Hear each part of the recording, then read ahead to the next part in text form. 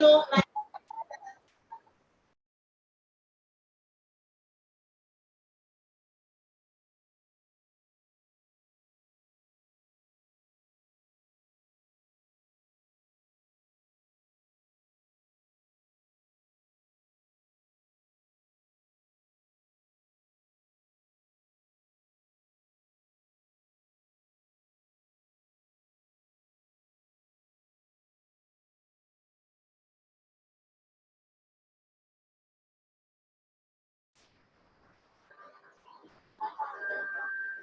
okay, yeah, I'll hold you responsible since you cannot remember. Better let that thing be stressed. I don't want, on no account should you use the Bible bag to send anything to Surulere. Use your bag. If you are sending to Surulere, please.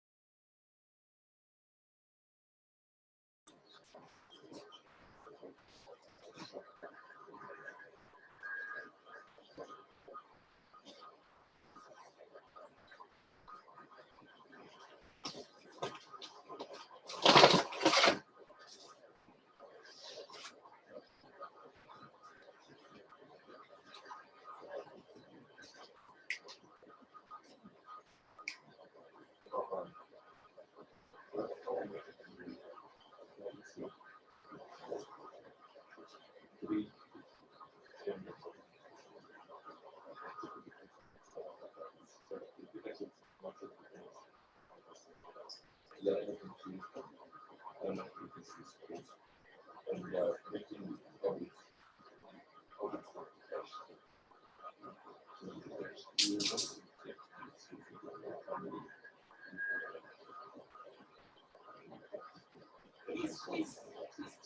I think you, but you know we also have to check this. Check this.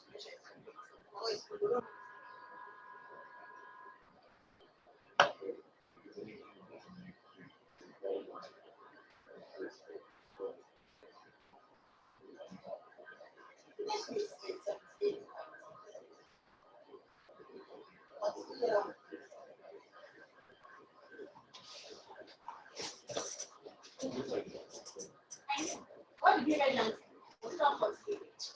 47 by 17. Level 48 by 76. Done. Please.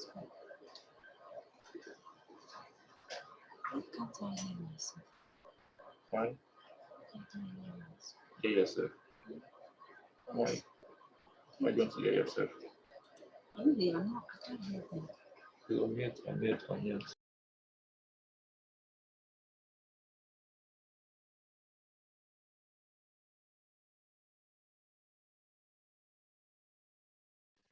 Good morning, everyone. Good morning. Welcome to the Heart of Products Marketing webinar. Sorry, we are going to start really soon by 10:10, so other people can join. Thank you very much for your patience.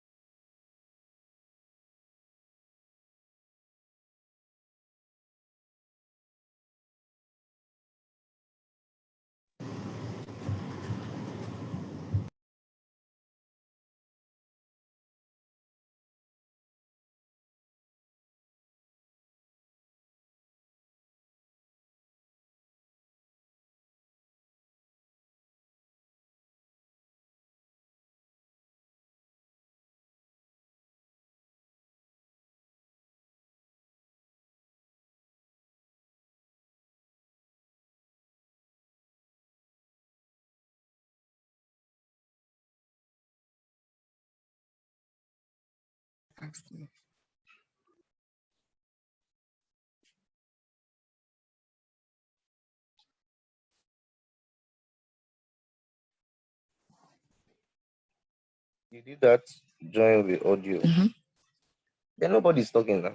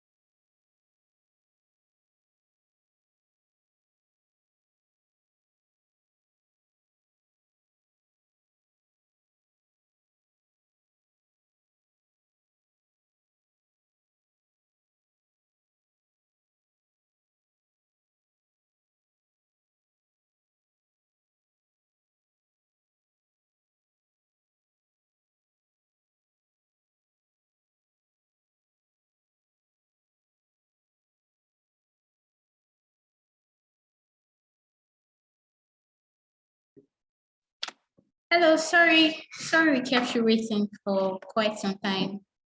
Yes, so this morning we are going to be talking about hack for products marketing, and just introduce us to what marketing is about and how it has affected us, especially how the pandemic has affected us rather and our business.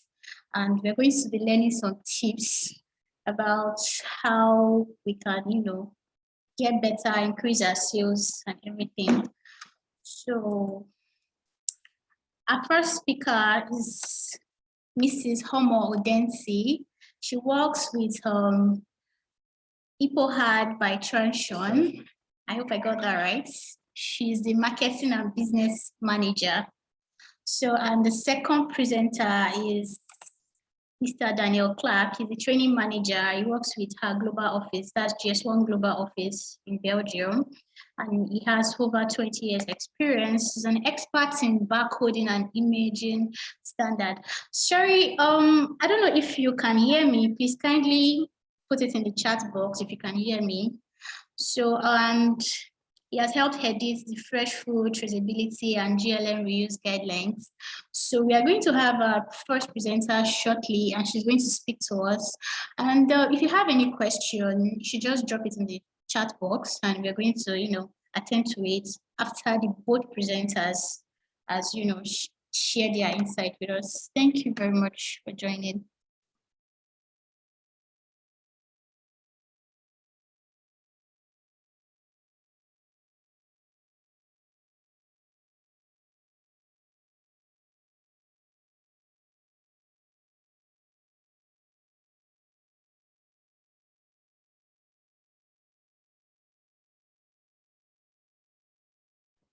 Mrs. Udensi, let's have you now, ma'am. All right, good morning, everyone. I hope we can all hear me. Yes, we can hear you. Okay, great. It's a great privilege to be here. Thank you very much for this opportunity. To the GS1 team and to Tayo and Grace, I'm so grateful for this opportunity. And for everyone on this call, thank you for taking time out of your busy schedules to attend this. I hope at the end of this, you'll be able to leave with important tips that you can apply in your respective businesses. All right, so today I'll be speaking on marketing the 2021 products. And when I say this, I mean that when I say 2021 products, it doesn't necessarily mean that there are new products out there in 2021. It just means that the landscape of 2021 is changing. Gone are those days when we would have, so the products available in 1922 are still what's available now. People sell fabrics, people sell shoes, people sell bags, but right now, it's not like bags and shoes are out of stock or people don't sell those anymore. It just means that the atmosphere for selling those kind of products have changed. So I'll just go on to explain what product marketing is. And in the most simple term, product marketing is what connects the dots between the product and the market in both directions. Now, the picture that I use behind this slide is just depicting the traditional products and the markets. So this is what we know. This is what we're used to go to the store and walk into the market and shop from the nearest person possible. This is how it works all in our head. But these days there are different ways to market our product as opposed to having to go to the store. We can all sit in our houses and just order something online and it gets to our doorstep without having to do anything. All we have to do is press our phones and voila, our products are right in our doorstep. So for product marketing, it's basically the product and the market and how you communicate these two to get to a middle ground between these two variables. So the product marketing role is responsible for two flows: understanding the market, shaping the product, and communicating the product to the market. I was told there are a lot of SME owners here, and you can relate to the fact that everybody here has a product to sell. So whether or not you have a tangible product, you might be selling yourself as a brand, you might be selling a service, and you might be selling a good. So we're all selling something basically. So what will be covered in this session would be how to market that product that we are selling and the tips that you will need to first consider before you do that. Next slide, please. Thank you. Okay, so I'll just quickly go to pillars of product marketing. Next slide. And these will be, so first of all, product marketing is a large topic. So I'm just giving you surface information so we are able to, brush this up in the few time that we have. So I'll quickly talk on physical availability and mental availability. So physical availability, meaning that you need to have a product, people need to see your product, and people need to know your product, basically. This is what it means. So for these two things, these two pillars, when I say physical availability, I mean, so the first thing is to have goods on shelf. And when I say goods on shelf, I mean that you should have the products that you want to market. So goods on shelf, this is an FMCG term, so a fast-moving consumer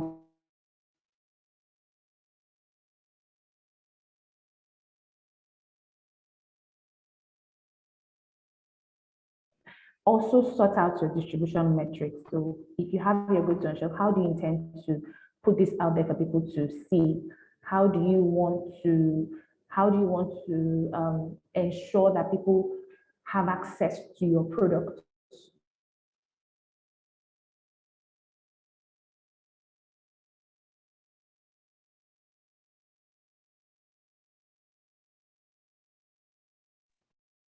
Hello, we can't hear you, Ma. I think it's your network.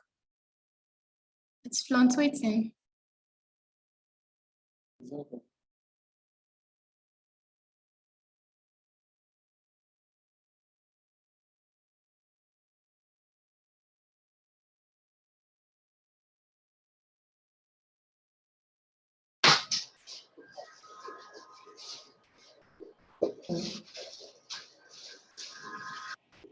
Hello?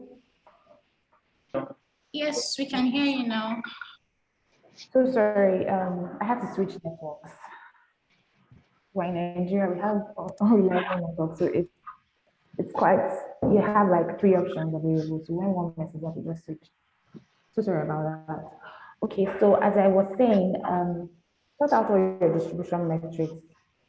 Access to your product is very important. You don't want to go out there letting people know about it that you don't have access to. If you're going to be just available in Lagos, sort that out. If you're going to be just available in Abuja, in Ilorin, in Kaduna, sort that out and make sure that people have access to your product, because it's very important.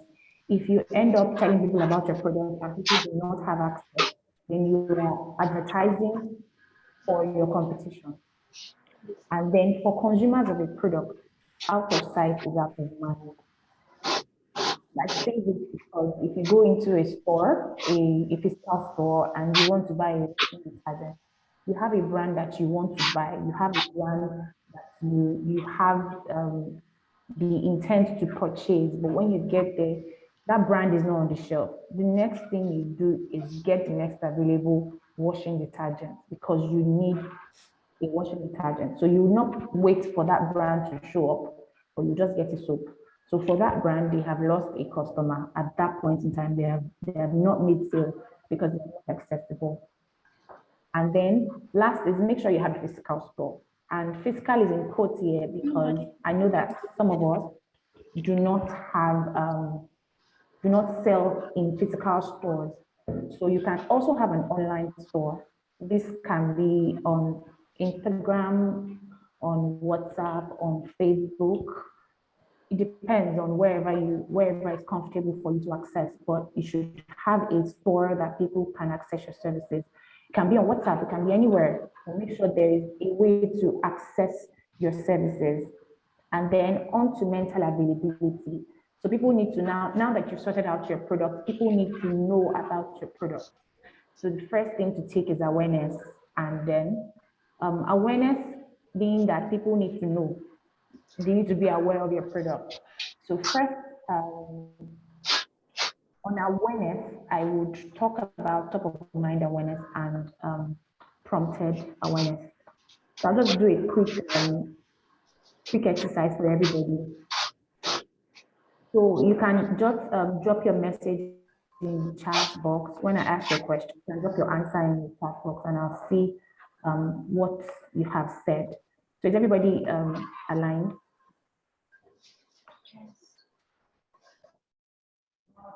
Can you all hear me?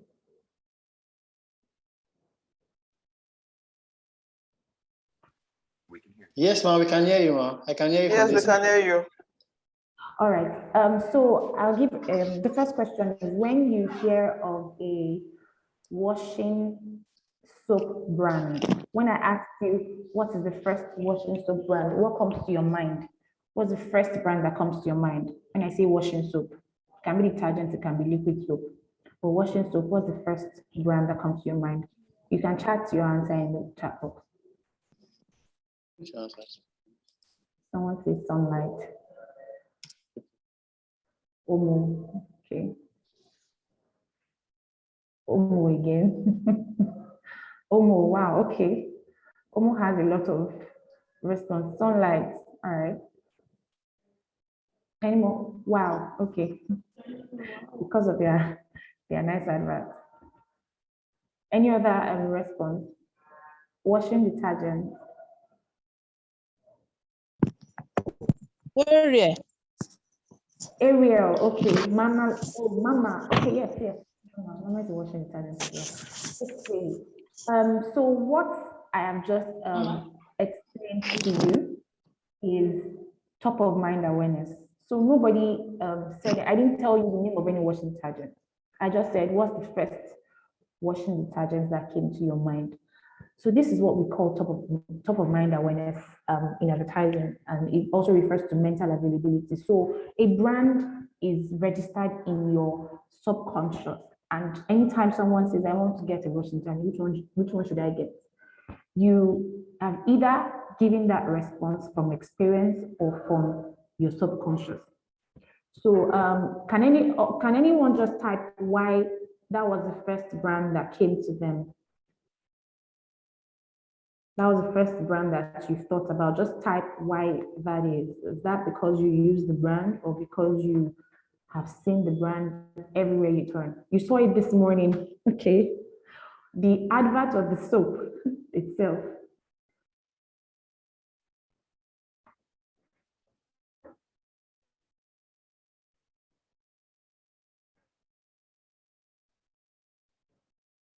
Okay.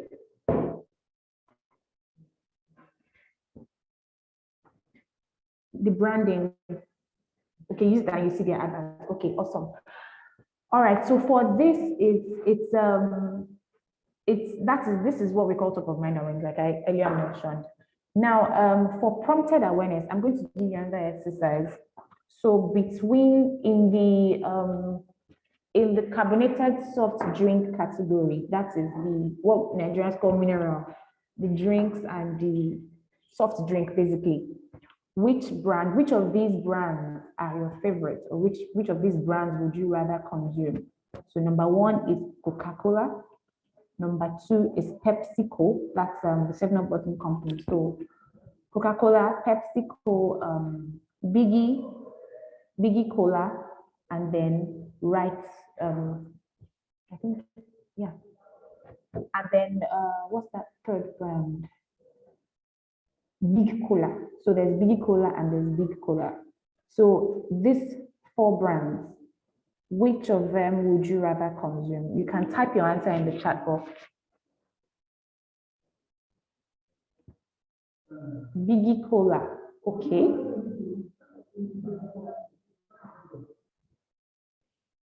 All right, more answers, please. I'd like everyone to participate in this. Coca-Cola, okay.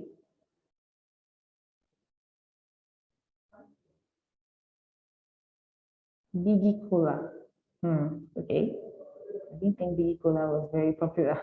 Coca-Cola, okay. That's 3 Coca-Cola. Pepsi, okay, just one Pepsi. Okay. All right. More answers, please. Okay, so we have 3 Biggies, another Coca-Cola. Okay, I think that's fine. So for this exercise just shows that I have prompted you with different brands and you have been able to come up with one. And in this category, this is mostly based on experience. Now I have told you the names of the brands. So whether you know it or not, you mostly respond based on the fact that you've consumed it before and you prefer to use Coca-Cola or Pepsi-Cola or Biggie-Cola or Big Cola. So this is prompted awareness. And to achieve these 2 things, you need to advertise properly. Like advertising should be your major KPI, your major objective. You want to advertise and you want people to just know you. If you notice, Coca-Cola over the years have invested so much in advertising that they have They have so much awareness. Like the first thing we call every CS, every cola CS drink, Coca-Cola. I want to buy Coca-Cola. And go, which one? Or I want to buy Maggie. Which Maggie? I want to buy No. I want to buy Rico. I want to buy Soupy. So these brands like Maggie, like Coca-Cola, like Omo. I know that, yeah, we used to say, I want to buy Omo, which one? Sunlight, or which one? Mama. But that brand has become the name of the category. I remember toothpaste used to be McLean. I want to buy McLean. And they ask you which one, or be McLean, but at the end of the day, the McLean that you're calling is actually somebody's brand and not the name of the brand you actually want to buy.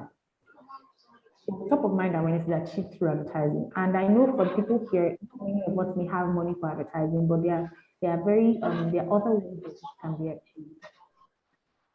For the next part of mental availability is PR and experiential activation. So for you as a brand, it is important to have people experience your brand. It makes them aware of you.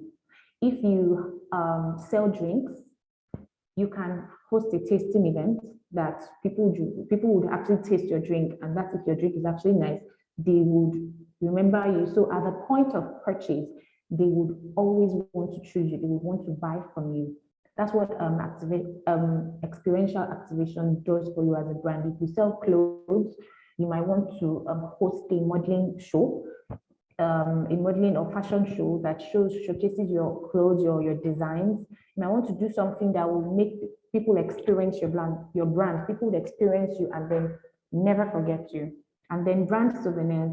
People make cups, bags, spoons, plates, and brand it and give to people, not because they just like to dash out things, but they want people to have keepsakes and remember them anywhere they go. So at the point of purchase, they would choose that brand. So that is what mental availability does for you. So at this point of product marketing, it might not necessarily be to make sales, but it's just for people to know you. So marketing is a support for sales, because it's not sales is, you're talking directly to the customer, come and buy my product.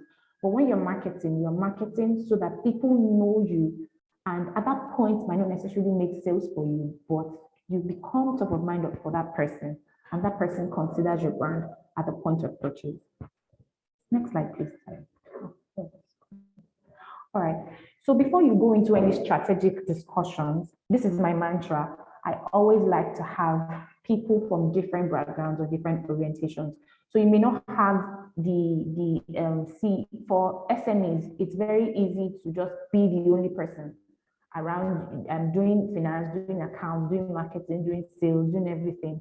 But I believe that as an entrepreneur, there are people around you who would not collect money from you for just a brainstorm session.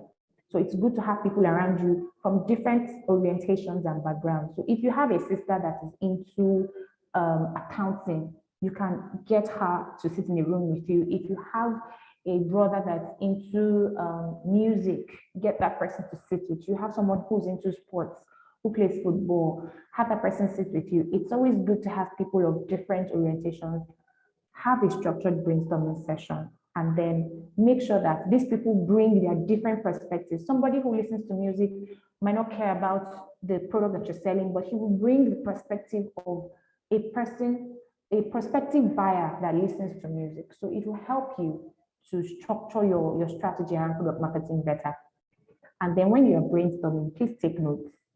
The craziest idea might be your breakthrough, might be the best thing that has ever happened to your product. So take notes of everything, and do not forget that you're not a computer, so always take notes. It's very important. Next slide, please. Okay, so I know Nigerians are very familiar with the word wahala. And for this slide, it just means the different things that the product marketer has to consider. You consider your landscape, your campaign activation, your objectives, your consumer, most importantly, your framework. How do you measure your achievements? What targets are you going to set? So there are many things for you to consider when delving into product marketing. Next slide, please.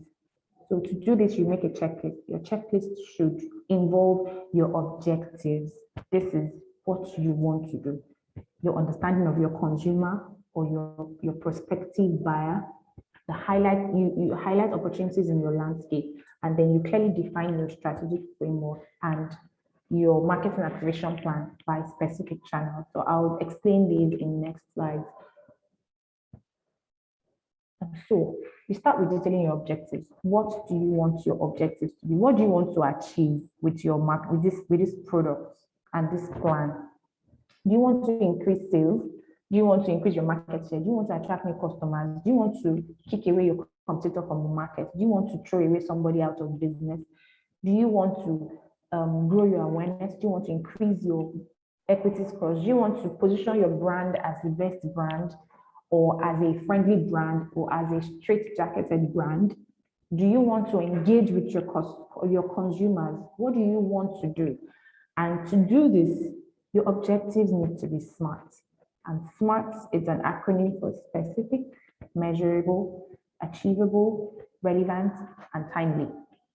So you must be able to achieve these objectives. Don't go and bring one objective that one objective that says you want to kick out I don't know, one crazy objective. So it has to be achievable. It has to be measured. You need to be able to measure and say, okay, at the end of this marketing activity that I've done, what have I been able to achieve? How many people did I reach? How many people liked my post? How many people were engaged with my adverts? How many people bought my brand? How many people have started to become loyal to my brand? So these are things that you need to consider. Next slide, please. And then for this part, this is your gold mine, your consumer. Without these people, you are not in business, whether you like it or not. And if you do not understand these people, it is almost a miss for you, because not understanding your consumer means you're just making a product and you're just putting it out there, and you're not even sure if somebody's going to buy a product because you've not even understood who is even going to buy a product. So first is their demographics. What age group are you going to talk to? How large is this age group that you want to even target? What is their demographic disposition? Are they more of young people? Are they more of old people? What do you sell? Are you selling fabrics? Who wears fabrics? Everybody. But everybody definitely puts clothes on their body. But how many people are particular about the kind of fabric that they wear? That should be your question when you're sizing your target audience. How many people say, oh, I don't like chiffon, I like crepe, I like lycra, I like this. What kind of people are those people you want to be talking to? Do you want to talk to people who can afford it? What is their income level? How much is your product, first of all? What kind of people do you want to target with your product? Is your product 50K for 1 yard? Is your product 100,000 for 1 kg of chicken? What kind of people do you want to be talking to? And then you need to understand their attitudes and their beliefs. What do they believe? If you're selling pork, that's pig meat, would you want to sell to Muslims? Because I know that in the Islam religion, people don't eat pork. Do you want to sell to Christians? What do they believe in? Do they believe that fabric is not good? Do they believe that bags and shoes is not good? You'll be doing yourself more harm than good, advertising something to someone who doesn't believe in this. What is the consumer's journey map, and how would your brand tie into this? What does your consumer need? Like, what does he need? How does he think? How does she feel? How do brands make her feel? And then you now come to media. How do they consume media? Yes, everybody is on social media. That's what we all think. Everybody is social media. Some people have accounts. I have a Facebook account, but I don't use it. So if you're targeting me on Facebook, you have lost. So what informs their media selection? What does a day in the life of my consumer look like? Do I take my phone during my break and just scroll through Twitter? Do I do it on Facebook? Do I do it on Instagram? These things are very important because you'll be shocked at the number of information, the kind of information that you will get online, just putting these keywords into Google search. You'll be shocked that you see, oh, what do 18 to 35-year-olds listen to these days? And you see, oh, Davido, Whiskey, and all of that. Or what do these people listen to? So that's why all these things inform some brand decisions. And at this point in time, it's very important to understand your consumer in depth, no matter what it is you're selling, even if you're selling water. Some people care a lot about water. I have a colleague who drinks 19 liters of water in 6 hours. And I'm not joking. We have a dispenser in the office, and the person who supplies us water just always laughs when he comes and he sees that the water has finished. So are these people particular about these things? You don't want to advertise a product to someone who doesn't even need it, who doesn't even care about it. So it's always good so that it helps your targeting and it helps you not waste money. It's just like pouring all your seeds everywhere. You can easily put it in one place and grow a very large tree. Next slide, please. So this is just a case study of understanding your consumer. So there's a thing that you sell, you have something that you sell and you want to communicate that you're changing your price to some people. So can somebody just type in the chat box what you think is wrong or right about this communication? So this is for, this is understanding your consumer and the kind of tone you should communicate with them. So can somebody tell me what's wrong or right with this communication? So the person is changing price and says, starting March 1st, all my prices are going up, except crochet styles, nothing under $100 for individuals. I deserve a raise. And next person says, starting September 1st, 2021, my prices for lashes will increase. So what can you tell me about these two communications? What are these, if you're a consumer of any of these products, let's say this person is selling, okay, this person is selling hair, crochet and weaves, and this person is selling eyelashes, lashes. So what, if you're a consumer of this and the person says, I deserve a raise, please, anybody that's not buying $100 should come and be going. And then somebody says, this 1st of September, my lashes are going to increase. How do you feel about this? I'd like you to type your feelings in the chat box quickly. The second one seems like the company does not care what I feel. Okay, obviously. If you are not buying, come and go.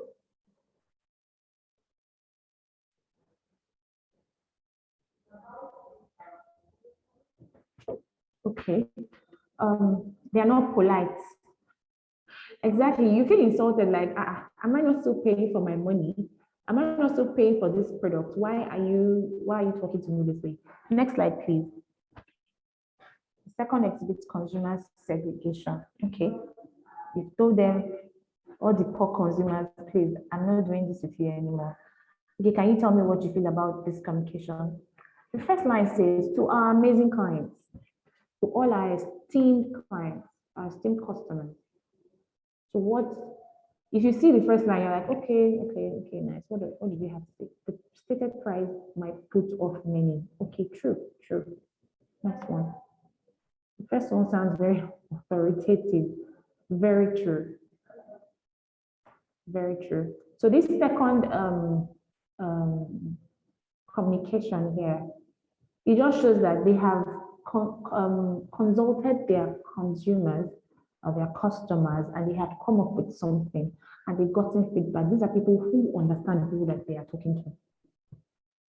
And then this one says, we want to provide you with your pets at the best possible service using top quality products. And because of things, we would like to increase our price. Things have gone up and all of that. And there's one video I'd like to show you. The next slide. It's a brand that I really like. Let's take a while to listen to it.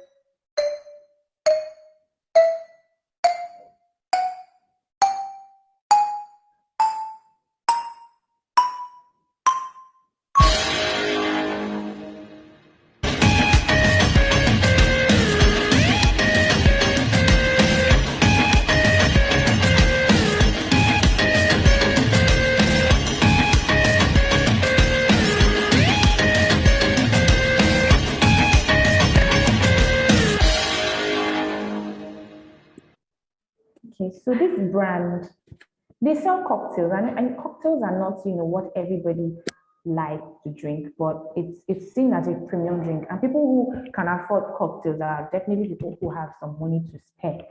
But these people saw that, yes, even if these people have money, water don't pass Gary, like they said in their communication. And it just shows that they understand that people are actually complaining about the hardship, and whether or not they have the money, they might not necessarily want to pay extra for something they can do without. So they need a communication that told their consumers, this is how things are in the country. Please bear with us. Price of this has increased, price of that has increased. And we are going to change our price very soon. So start to see the new prices. Hopefully the prices may not be too much, but this is a way to understand this is a communication that understands their consumer, and it's better for you to do this research, understand people that you're talking to before you even go ahead and market your product. Next slide, please. Another metric. Next slide. Another metric to consider is scan your landscape thoroughly. What is happening in the country that you are putting your product out? Are you in Ghana? Are you in Nigeria? Are you in Uzbekistan? What's happening? What are the critical economic factors? Have people's disposable income increased or decreased? Have they started fighting? Are bandits and unknown gunmen? How is it going to affect my business? I'm selling clothes. Are people still going to want to buy clothes during social unrest? When kidnappings are on the high, are people going to think about buying a body cream? During the lockdown, a brand I used to work on, it's Besdorf Media, they stopped advertising because people were in their houses. People are not going to be rubbing cream or putting perfume or rubbing deodorant. And in my house, I was working from home. Sometimes I just wake up and turn on my laptop and just start working. I'm not going to think about smelling nice or looking good because I'm in my house. So how is that going to affect your product as a brand? What are key calendar events? What am I selling? Can I leverage October 1st? Can I leverage it?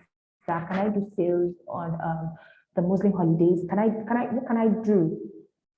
And then what is changing in media? Have people stopped watching TV? Have people started, is there a new social media platform that people are jumping on? Is there a new trend? Trend jacking is like the best thing that can happen to you in social media. If this is, I remember, I don't know if some of us are social media savvy. On Twitter, there's this DNA story that was going on about a popular celebrity and how his first child was not his own, and people were talking about paternity fraud in Nigeria. And this popular laboratory, AfriGlobal, they came up with their communication and said, say no to raising someone else's child. Do your DNA test today. We are offering this thing discount. We are doing this, we are doing that. Till tomorrow, I remember AfriGlobal because of that. That's if I saw the communication. I remember AfriGlobal because it's something they jumped on a trend. So what are the opportunities that you can leverage? Then what are your competitors doing? In as much as it is important that you own your journey and work on your own lane, you need to understand what people around you are doing in the same category. Do you sell shoes and bags? What are other people selling shoes and bags price? What's their pricing strategy? What do they do on a daily basis? How are they getting people to buy from them? What does their Instagram page look like? What's their color coding? Do they do amazing things that make it easy for people to shop? So you need to consider what these people are doing and then see if you can copy, replicate, modify. It's very key to do that because it will help you as well. People always like to scan through different places and see, okay, how much is this here? What do you find here? No, let's do this. Let your brand be the brand of choice if you're going to do that. Next slide, please. I think I have about 5 minutes left. Okay, next slide, please. Okay, so if you have all this data, what does the data tell you? Look beyond that data and get insights from that data. So COVID has affected us. So this is what has happened. We have all this data. This is what my consumer is doing. What am I then going to do with this data? How do I translate this data into an amazing product? How do I put this amazing product out there with this data? So look for ways to plug in your product into what this data is telling you. Insights are very important in guiding your product marketing strategy. Next slide, please. I'm going to be running through my slides. So please permit me, show your flow plan and budget allocation. That is, if you have a marketing budget, make sure that you have time for each, you have KPI sets for each platform, the time you're going to run on this platform. If you're going to do Twitter, Facebook, Instagram, billboards, radio, TV, whatever it is that you're doing, make sure that you have a percentage, share of expenditure, and make sure that each media touch point, you've allocated budget for each media touch point. Next, please. And then if you do not have a marketing budget, we have digital channels that can help you to achieve some form of salience with your consumers. There are many people who don't market their product, but when they post on Twitter, you see the number of retweets that they get, or Facebook, number of likes and shares that they get, and then which also translates to purchase. So you can leverage, next slide, you can leverage things like content marketing. So content marketing works in such an amazing way that if you write about the topics that you solve, let's say you sell fabrics, you can write about the best fabric to use for which cloth. So I'm going for a wedding, this is the best fabric for this. Write about it, tell people how to match their shoes and their bags if you're selling shoes and bags. Tell people how to use a toothbrush if you're selling toothbrush. Tell people how to pour a glass of Coke if you're selling a CSD, carbonated soft drink. Tell people how to put the perfume on their bodies if you're selling perfumes. Make sure that you're writing content about the topic that your product is solving. It works in such a way that when people search about your product, your content can pop up, and people can visit your website if you have one, or people can visit your store or call your phone and just say, oh, I saw your product, I'd like to find out more. And then when you have this content, ensure that you distribute it effectively. Content distribution is very underestimated, underrated. People don't think about it. You just say, okay, I'll write content, I'll put it on Instagram, I'll put it on Facebook, zip. But there are many ways to share content.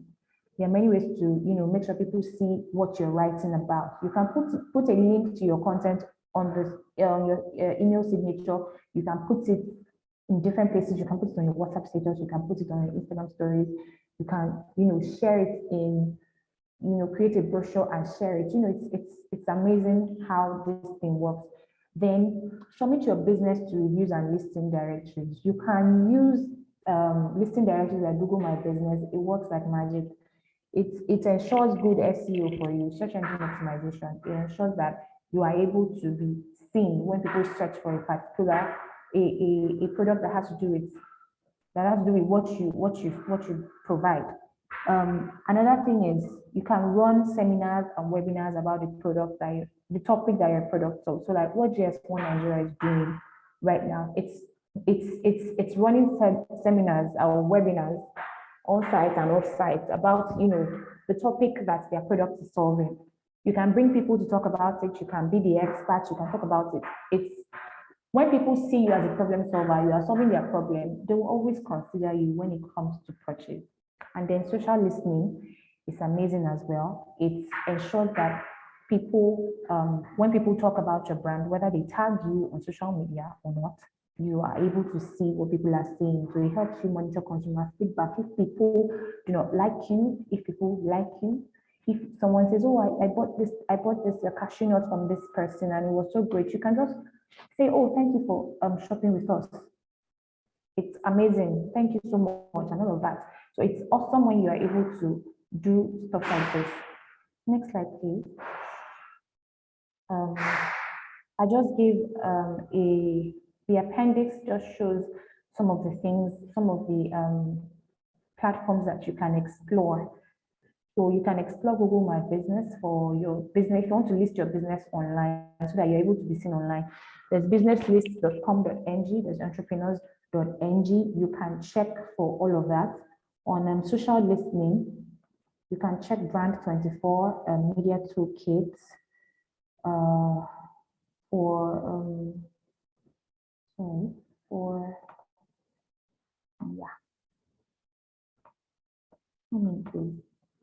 for social listening, you can check Hootsuite, Brand24, Media Toolkits. For email marketing, you can check Engage, Mailchimp, and Credo. So Credo is a platform that I use, and Credo helps you to turn your comment section into sales. So people, when you post a product and people comment or say, how much is this? Can I get this? Or can I do this?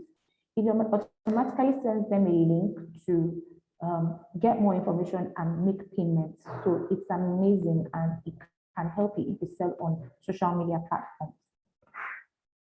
So that's my presentation for now. I hope I've been able to put out some few tips that can help you with your businesses. Product marketing is very large and inexhaustive, but I tried as much as possible to crunch it into a few slides. So thank you. Yes, Ma, thank you very much for that presentation. Thank you very much. It was really, really educating.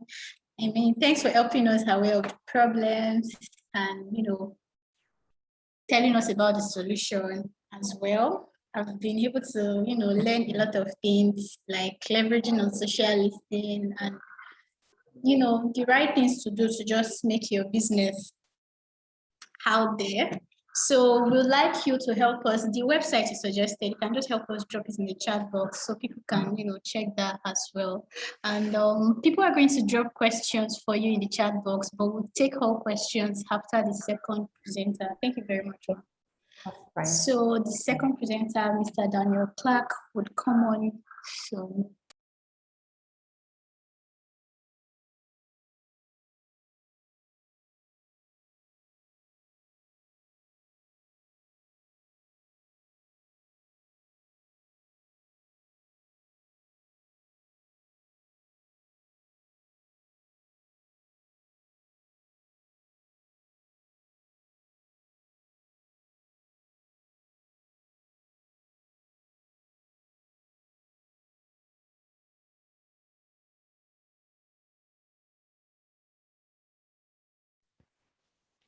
Hello, everyone. Hello. Yes, we can hear you. Excellent. I just wanted to introduce myself first. So my name is Daniel Clark. I'm the training manager for GS1 Global Office. And today I'm going to be talking to you about imaging and the effects of the pandemic on e-commerce. If we can go to the next slide, please.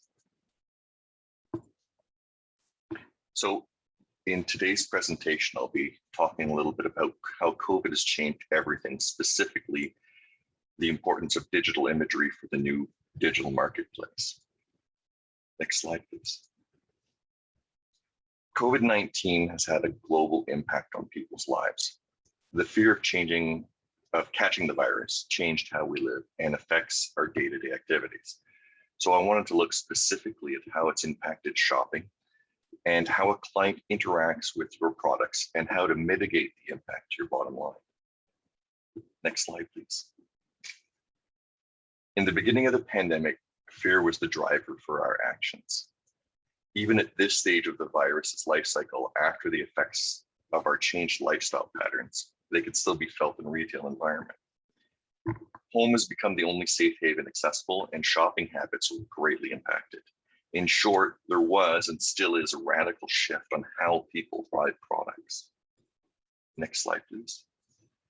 So there was a survey done in the UK earlier this year that stated that 55% of shoppers would pick shopping online rather than in-person shopping.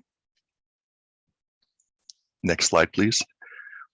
This isn't just a phenomenon that's in the UK, but around the world. Online shopping has seen a dramatic increase, but more than just online, it's actually mobile purchases. Next slide, please. And because of that, things will never be the same. we've all become online shopping pros. Forced by restrictions like lockdowns, as well as client fears, have made our familiarity with online shopping a need rather than a convenience. Coupling this with the advancement in how e-platforms anticipate and calculate supplementary needs, more and more people are continuing e-com habits rather than having to physically go to a brick and mortar store. Next slide, please. Amazon, shown here, is a prime example of leveraging the lockdown. Having seen a steady growth even before the pandemic, their demographic users have shifted dramatically. It's not restricted to only younger users, but all age groups are now shopping digitally. Those who can quickly adapt are taking advantage of this new landscape. Next slide, please.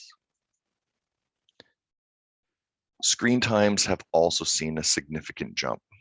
Getting together has changed from physical meetups to digital video calls, social Zooming, and other electronic enabled activities to simulate that sense of connection.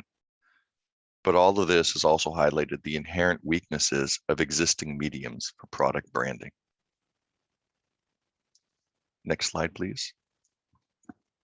So how can we combat the impact of these small screens? How can we make our products bigger without changing them?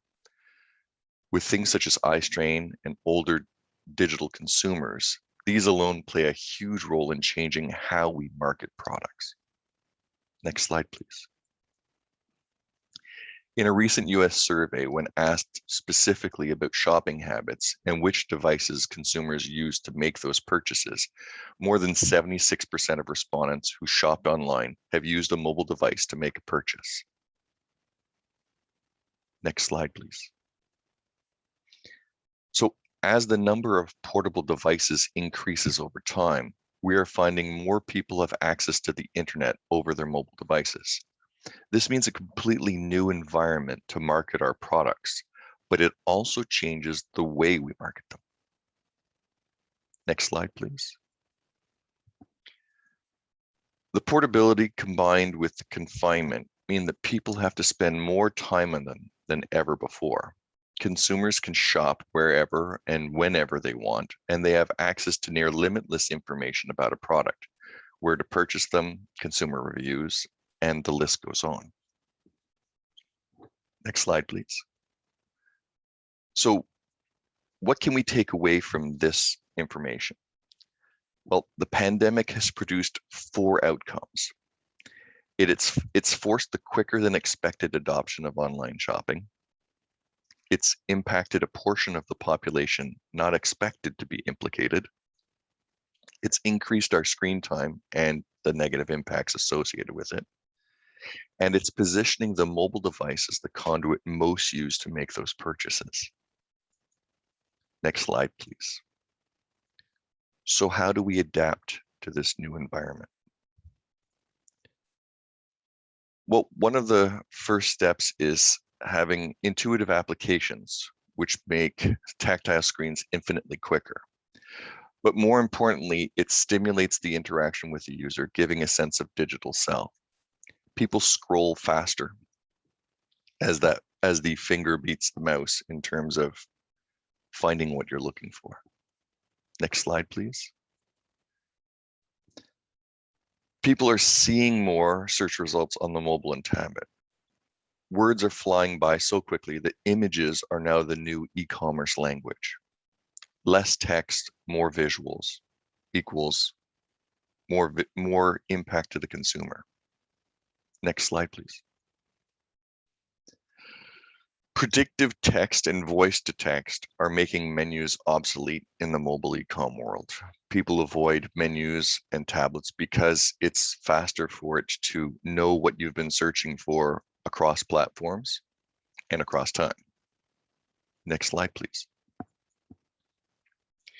And mobile devices are personal, giving that life-work separation, which is so often blurred in these pandemic times. Next slide, please. Every brand is excited to talk about their products, but consumers these days are too busy to read about them. Coupling that with scrolling speed, size of text, and a lot of that information that is important for you to transmit is often lost. Next slide, please. Lastly, our brains process images at a rate much higher than text. 10 years ago, having no image related to your product was a guarantee that your product would not sell. Today, having only one image puts a brand owners in that same position. Next slide, please. The University of Cambridge conducted a study on the use of mobile devices for e-commerce. They looked at what shoppers needed to complete their transactions. They tracked eye movements on the screens through the front-facing cameras, and the number of clicks, among other things, to determine how people shop. From this research, a paper was drafted identifying where industry needed to adjust their marketing for this type of environment. Next slide, please. In some of their findings, one of the key elements was visual clarity. How big is the image, and what size should the distinguishing markings be? Be they either text, the product, and or the brand. Next slide, please. The study also looked at the impact of visual limitations and eye strain, taking into account color blindness, the background colors, how large the image was, how much of the space it took, and how quickly it was to capture that information as it was scrolling by. Next slide, please. Many of us remember perusing DVD racks at Blockbuster. These DVD racks have been replaced by swiping up and down, looking at the image. Next slide, please. Thumbnails on mobile and tablets. So it's no surprise that Disney Pixar have created simpler, cleaner, decluttered hero images for their film cover artwork to help them get noticed and chosen while scrolling through so quickly. Next slide, please. Many of us remember Steve Krug is a user experience professional based in the United States. He's best known for a book called Don't Make Me Think About It: Human-Computer Interactions and Web Usability.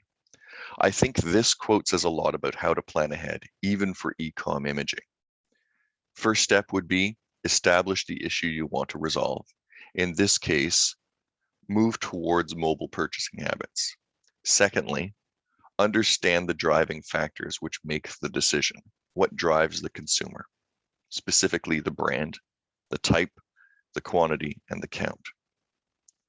Thirdly, research your solutions. Don't reinvent the wheel if it already exists, but do a better cart. Look at your resources, like your retailers, marketing firms, and GS1.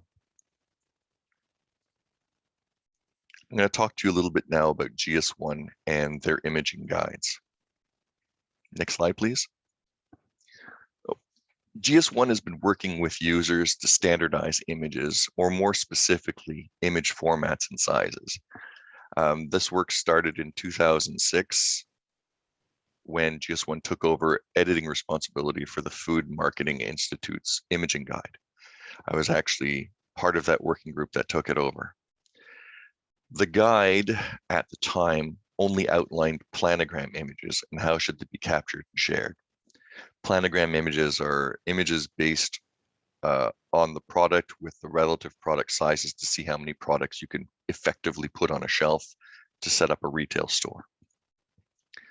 Since then, the work group has remained active, and it's now called the IDEAS work group.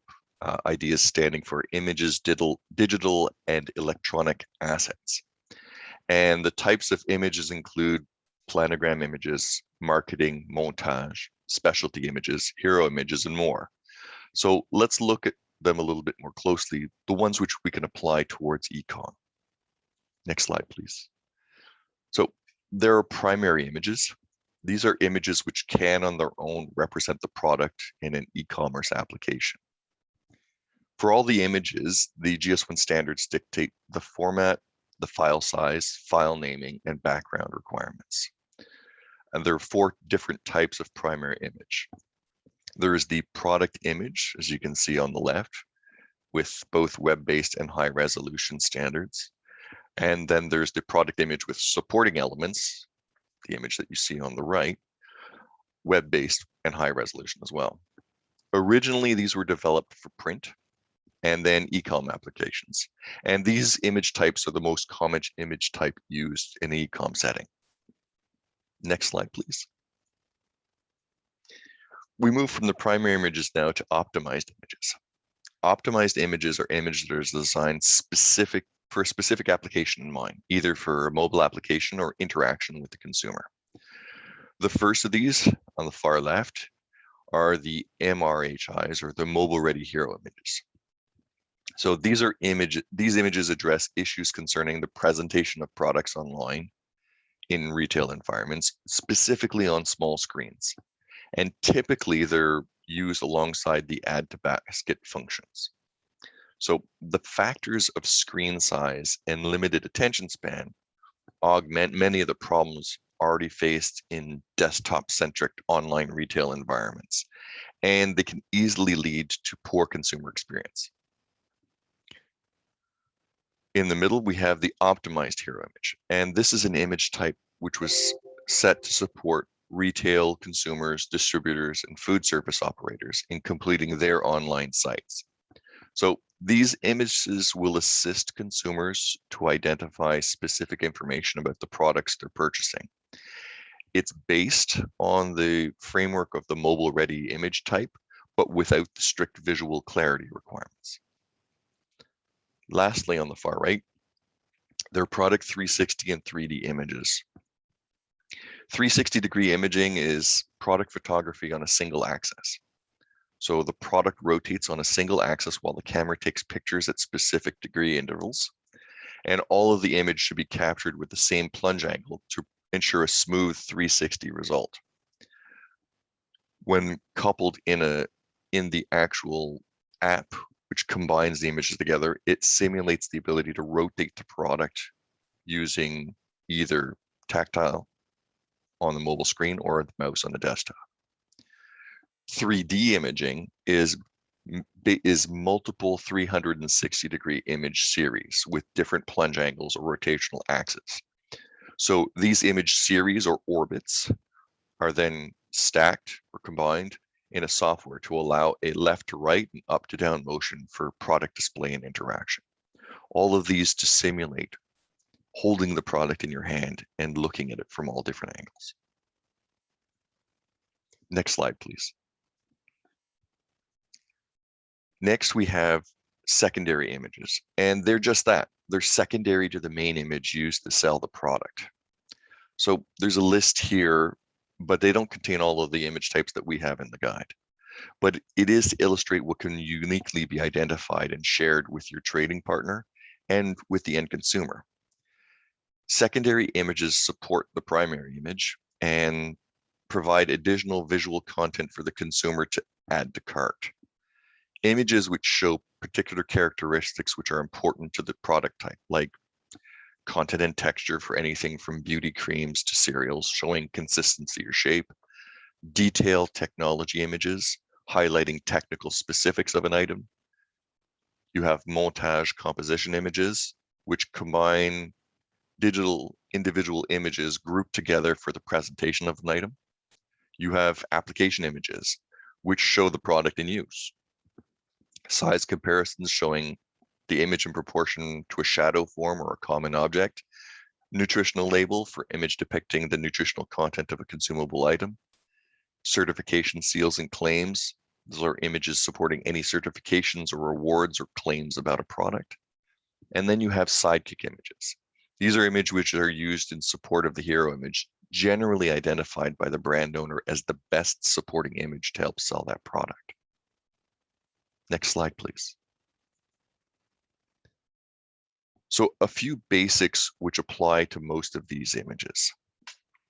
E-com images tend to be a square aspect ratio or a 1-to-1 image. This makes the application of them easy for both a vertical or a horizontal screen. In other words, it's perfect to use on either a mobile device or a laptop. The white background places the emphasis on the product. Close cropping or digital clipping path allows a retailer to be able to apply a standardized background to the images quickly for a uniform look. And being uniquely named, the retailer knows what the image depicts without needing to open the file. Next slide, please. But that's not all. There are IDEA subgroups looking into video standards, 3D rendered objects. Now, 3D rendered objects are not to be confused with 360 or 3D images. 3D rendered are 100% computer generated digital twins. And lastly, we're looking into as well standards around voice and sound to look into what could be used with a hands-free ordering system using smart home devices. Next slide, please. If there's any questions, I believe we'll be holding them off until the end, if I'm not mistaken.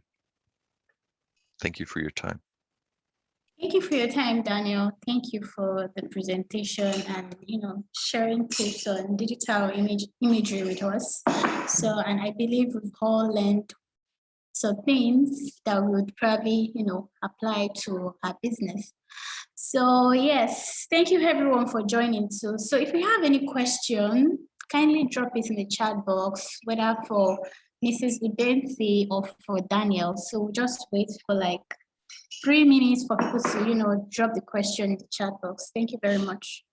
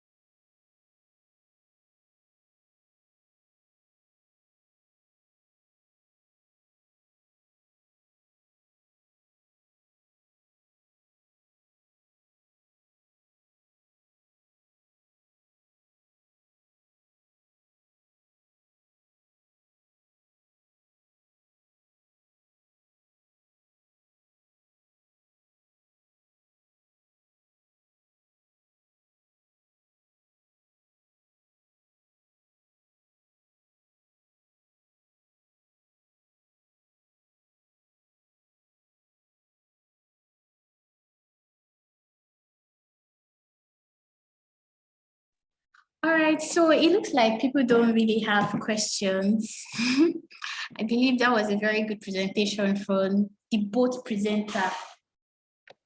So we're going to share the recording of the slides, and you can as well go to our YouTube channel to make reference and check later if you want to. And would keep having webinars coming up, so you can as well register when you see the notification, check us on social media platforms. So we're going to share a feedback form very soon. So we'd just like to, get your opinions on how to make better presentations in future. So please kindly help us fill that. Thank you very much for joining, everybody.